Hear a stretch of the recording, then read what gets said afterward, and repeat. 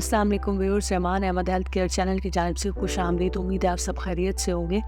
अगर आपने अभी तक चैनल को सब्सक्राइब नहीं किया तो कर लें और बेल आइकन को क्लिक करें ताकि हमारी नई आने वाली वीडियो आप तक बर वक्त पहुँच सके। आज हम जिस टॉपिक पे बात कर रहे हैं वो है कि 7वें, 8वें और 9वें माह में कौन सी गलतियां हैं जो अक्सर पेशेंट करते हैं। आखिरी 3 माह में कौन सी गलतियां हैं जो आप करते हैं और आपको नहीं करनी चाहिए। ये गलतियां आपकी प्रेगनेंसी पर बुरे असरात मुरतब कर सकती हैं। इसकी कोई तकरीबन 6-7 पॉइंट हैं जो आपको बताएंगे।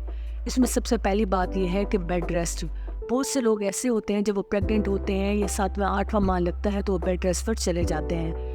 तो आपको इसकी ज़रूरत नहीं होती, इससे आपको बहुत ज़्यादा नुकसान भी हो सकता है। कुछ पेशेंट ऐसे हैं जिनको बेड रेस्ट की ज़रूरत होती है। उसमें नंबर 1 वो पेशेंट हैं जिनका वाटर बैग जो है वो लीक कर गया हो। नंबर 2 वो पेशेंट हैं जिनको दर्दें लगी हुई हो और दवाइयाँ देकर उनकी दर्दों को रोका गया हो। तीसरे नंबर पे वो पेशेंट हैं जिनके सर्विक्स का मुंह जो है कमज़ोर होता है और उसको टांका लगा दिया गया होता है। और चौथे नंबर पर ऐसे पेशेंट होते हैं जिनकी आंवल आगे होती है और उनको बार बार ब्लीडिंग शुरू हो जाती है। तो इन मरीज़ों को बेड रेस्ट की ज़रूरत होती है। इसके अलावा और जो भी मरीज़ हैं जिनका सब कुछ नॉर्मल होता है वो नॉर्मल एक्टिविटी करते रहें। उसके अलावा एक्सेसिव वर्कआउट ना करें, लेकिन आपको बिल्कुल बेड रेस्ट पे जाने की ज़रूरत नहीं है। क्योंकि अगर ज़रूरत नहीं है और आप बेड रेस्ट पर चले जाएंगे तो आपको नॉर्मल लेबर पेन आने के इम्कानात आपके कम हो जाते हैं और खुदा न खास्ता आपकी टांगों में खून का गाढ़ा होने की सूरत में जम भी सकता है।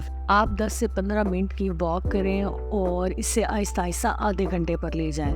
दूसरी गलती जो अमूमन लोग करते हैं वो ये है कि वो डॉक्टर को प्रॉपर विज़िट नहीं करते। शुरू में तो वो प्रॉपर डॉक्टर के पास विज़िट करते रहते हैं, लेकिन आखिरी 3 माह में वो डॉक्टर के पास बहुत कम जाते हैं, जबकि ऐसा नहीं होना चाहिए। आपने क्योंकि आपके डॉक्टर को पता होता है कि आप हाई रिस्क है, रिस्क पर है या नॉर्मल है।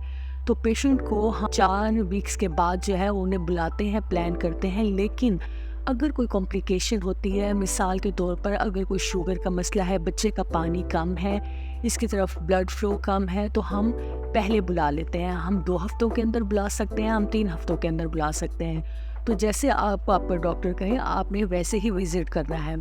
तीसरी गलती जो अक्सर पेशेंट करते हैं कि घर के अंदर ब्लड प्रेशर और शुगर का जो है वो प्रॉपर रिकॉर्ड नहीं रखते। जब आप डॉक्टर के पास विज़िट करते हैं तो डॉक्टर को सिर्फ उस वक्त की आपकी जो कंडीशन होती है वो पता चलती है कि इस वक्त आपका ब्लड प्रेशर कितना है, ये शुगर लेवल कितना है। लेकिन जब आप घर में होते हैं तो आपने ये रिकॉर्ड अपने पास रखना होता है और जब आप अपने डॉक्टर के पास विज़िट करते हैं तो साथ में अपना वो रिकॉर्ड लेके जाना होता है, ताकि डॉक्टर को प्रॉपर तौर पर पता चल सके कि ये जितना भी टाइम गुजर गया है उस दौरान आपका ब्लड प्रेशर हाई तो नहीं था, शुगर लेवल कितना था, वो ताकि डॉक्टर को सही तरह से पता चल सके। अगर आपके शुरू के 3 माह में ब्लड प्रेशर या शुगर नहीं है तो अक्सर मरीज़ों को आखिरी 3 माह में 7, 8 और 9 महीने में ब्लड प्रेशर या शुगर कम ज़्यादा हो सकता है। तो इसका प्रॉपर आपको रिकॉर्ड रखना ज़रूरी है। 5वीं बड़ी गलती जो मरीज़ करते हैं वो ये है कि बच्चे की हरकत का ख्याल नहीं रखते। सेकंड ट्राइमेस्टर के अंदर बच्चे की हरकत का पैटर्न होता है वो मुख्तलिफ होता है। 3rd ट्राइमेस्टर में ये पैटर्न मुख्तलिफ होता है। बच्चा मरीज़ के पेट में है तो डॉक्टर सिर्फ एक टाइम पर उसकी हरकत को, अल्ट्रासाउंड के अंदर उसकी हार्ट बीट को, उसकी हरकत को देख सकता है।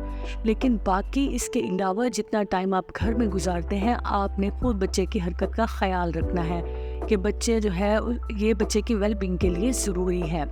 बच्चा दिन में कम से कम 10 से 12 बार उसकी हरकत होनी चाहिए। डॉक्टर को ये बताना चाहिए कि ये सब इस तरह से बच्चे की हरकत जो है वो नॉर्मल होती रह गई है। इसके अलावा जो पेशेंट गलती करते हैं 6ठे नंबर पे है वो है खुराक की गलती करते हैं। आपको कार्बोहाइड्रेट, ख़ास तौर पर रिफाइंड कार्बोहाइड्रेट को अवॉइड करना है। तो शुगर लेवल ज़्यादा होने के चांसेस होते हैं, बच्चे का वज़न ज़्यादा हो सकता है। इस सूरत में आपके नॉर्मल डिलीवरी के चांसेस भी कम हो सकते हैं। इसके अलावा बच्चे के पानी भी ज़्यादा हो सकता है और इसके अलावा कोई और कॉम्प्लिकेशन हो सकती है। अब आप पूछेंगे कि रिफाइंड कार्बोहाइड्रेट कौन से, इसमें चीनी, मीठा, इसके अलावा मैदा, चावल जो है वो शामिल है। इसी तरह से 3rd ट्राइमेस्टर में 1 से 2 बार जो है वो इनको इस्तेमाल करें और ज़्यादा इस्तेमाल ना करें।